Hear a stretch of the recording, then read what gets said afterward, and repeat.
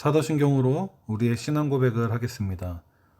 전능하사 천지를 만드신 하나님 아버지를 내가 믿사오며 그 외아들 우리 주 예수 그리스도를 믿사오니 이는 성령으로 잉태하사 동정녀 마리아에게 나시고 본디오 빌라도에게 고난을 받으사 십자가에 못 박혀 죽으시고 장사한 지 사흘 만에 죽은 자 가운데서 다시 살아나시며 하늘에 오르사 전능하신 하나님 우편에 앉아 계시다가 저리로서 산자와 죽은 자를 심판하러 오시리라. 성령을 믿사오며 거룩한 공예와 성도가 서로 교통하는 것과 죄를 사하여 주시는 것과 몸이 다시 사는 것과 영원히 사는 것을 믿사옵나이다. 아멘.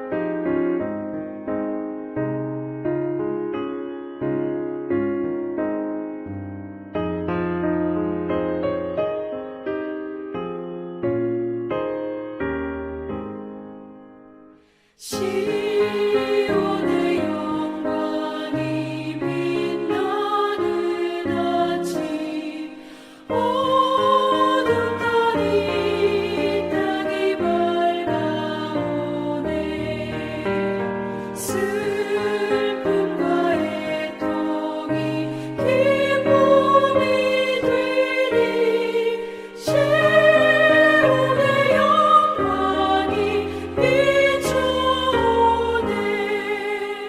시온의 영광이 빛나는 아침 매였던 종들이 돌아오네.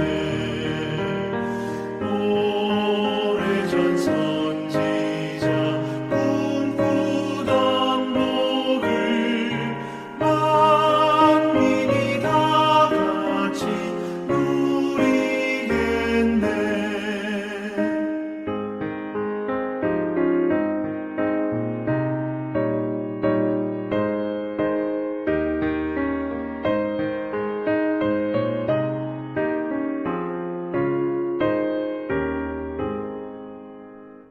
보아라 광야에 화초가 피고 말랐던 시냇물을 흘러오네.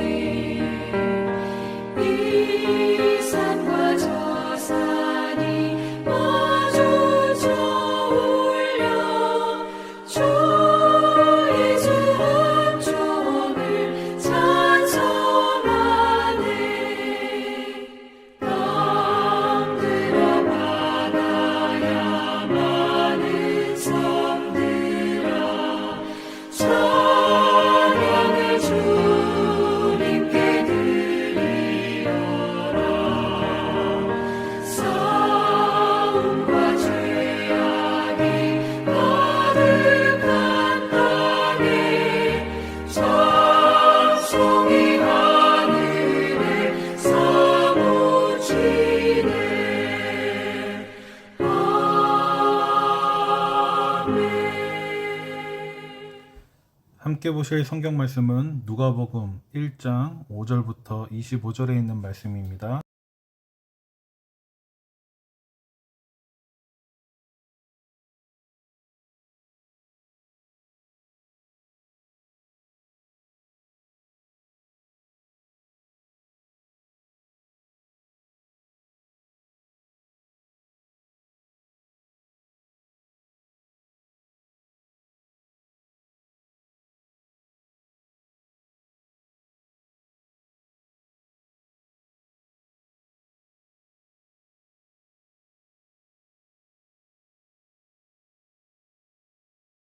우리가 본문을 보기 전에 누가복음에서 전하려고 하는 목적이 무엇인지에 대해서 알아보도록 하겠습니다.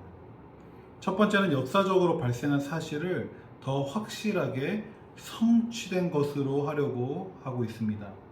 두 번째는 구약에서 예언한 요한의 잉태에 대해 성취함으로써 독자들에게, 다시 말해서 우리들에게 확실한 믿음을 갖게 하려고 한다라는 것입니다.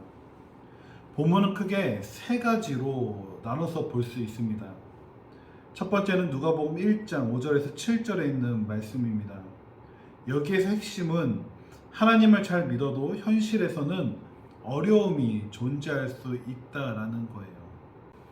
일반적으로 고난과 고통, 어려움은 어디서 올까요? 그것은 죄로부터 오고, 다시 말해 사단으로부터 오는 것이 일반적입니다. 하지만 때로는 하나님을 사랑하고 순종하는 신앙임에도 불구하고 어려움과 고통이 닥칠 수 있다는 것이 첫 번째 부분의 핵심이라는 것입니다. 여러분, 세례 요한의 부모는 누구였습니까? 바로 사가랴와 엘리사벳이었습니다. 사가랴는 제사장이었고 엘리사벳은 레위인이었어요. 표면적으로 봤을 때는 그 누구보다도 의인이었고 규례와 법규를 누구보다도 잘 지켰던 사람이었습니다. 그럼에도 불구하고 그들에게는 어려움이 있었는데, 그들의 문제는 무엇이었냐면 나이가 많았지만 스라에 자녀가 없었다라는 거예요. 이것이 그들에게 있어서 큰 고난이었다라는 것입니다. 두 번째는 누가복음 1장 8절부터 20절에 있는 말씀인데, 하나님께서는 계획하시고 약속하신 것을 반드시 이루시는 분이라는 것입니다. 하나님께서 사가랴에게 어떠한 약속을 하셨습니까? 함께 읽어볼까요? 여러분, 나눠둔 유인물 한번 보시겠어요? 유인물? 예, 거기에 보면 써 있는데 사가랴에게 하나님께서 어떠한 약속을 하셨나? 함께 읽어볼까요? 시작! 사가랴가 분향할 때 주님의 사자가 임했는데 그때 말씀하시길 사가랴의 아내 엘리사벳을 통해 아들을 주겠다고 하나님의 약속을 전했다. 이때 자녀의 이름을 요한이라 하라고 명령함. 맞습니다. 하나님께서는 아들을 주겠다고 약속을 하세요. 그러면서 두 부부의 기도로 국한되는 것이 아니라 확대되어서 많은 사람들이 기뻐할 것이다 라고 이야기를 합니다. 왜냐하면 요한을 통해서 많은 사람들이 하나님을 알게 되기 때문이에요. 우리도 자녀를 이렇게 키워야 한다는 것입니다. 소망 잃고 희망을 잃은 이 세대 가운데 하나님의 선한 영향력을 발할 수 있는 사람, 그런 자녀가 될 수 있도록 우리는 기도해야 한다는 거예요. 성령 충만한 삶이란 성령님의 통치를 받아 순종함으로 성령님을 드러내고 자신은 부인되어지는 삶을 말하는 것입니다. 다시 말해 하나님의 계획과 뜻을 이루는 삶이라고 할 수 있습니다. 그렇다면 세례 요한을 통한 하나님의 계획은 무엇이었습니까? 첫 번째는 이스라엘 자손을 하나님께로 돌아오게 하는 역할을 띠고 있습니다. 두 번째는요, 백성이 주님을 맞이할 준비를 하게 하는 회개케 하는 역할이었어요. 하나님께서는 그분의 계획을 성취하실 때 직접 하실 수 있지만, 직접 하시는 것보다 하나님의 사람을 통해서 우리의 이성을 초월해서 진행되어진다는 것을 기억하시기 바랍니다. 이게 핵심입니다. 오늘도 그 한 사람을 찾고 계세요. 내 가정을 변화시킬 사람, 내 직장을 변화시킬 사람, 내 주변을 변화시킬 사람, 우리 교회를 변화시킬 사람, 그 사람이 내가 되기를 간절히 소망합니다. 세 번째로 누가복음 1장 18절에서 25절에 있는 말씀입니다. 하나님의 계획과 뜻을 들은 사람들의 반응은 믿음과 불신으로 나뉜다라는 것입니다. 사가랴의 나이가 많은 상태였기 때문에 하나님의 약속을 믿지 못합니다. 그 결과로 말을 못하게 되었어요. 엘리사벳은 그 사실을 믿음으로 잉태하지 못하는 여인의 부끄러움에서 자유케 되는 놀라운 하나님의 역사가 임하게 됩니다. 외형적으로 보여지고 조건적인 기준으로는 제사장이었던 사가랴, 직접 천사를 대면하고 분향했던 그 사가랴는 믿지 못하였고, 간접적으로 전해들은 엘리사벳은 기뻐하고 감사하였다는 것입니다. 하나님께서는 우리의 이성과 경험과 지식과 사회 현상을 뛰어넘는 분이심을 믿으시고, 하나님 말씀이 최우선시해서 살아갈 때 엘리사벳에게 역사하신 하나님께서 그 하나님의 그 역사가 우리의 삶 가운데도 동일하게 역사하실 것이라는 것을 믿으시기 바랍니다. 여러분 한 주 동안도 승리하시고 이 말씀을 묵상하시고 내 삶 가운데 적용함으로 정말 하나님께서 주목하시는 그 단 한 사람이 여러분이 되기를, 그리고 제가 되기를 간절히 소망합니다. 다 함께 주기도문 하심으로 오늘의 성경 공부를 마치도록 하겠습니다.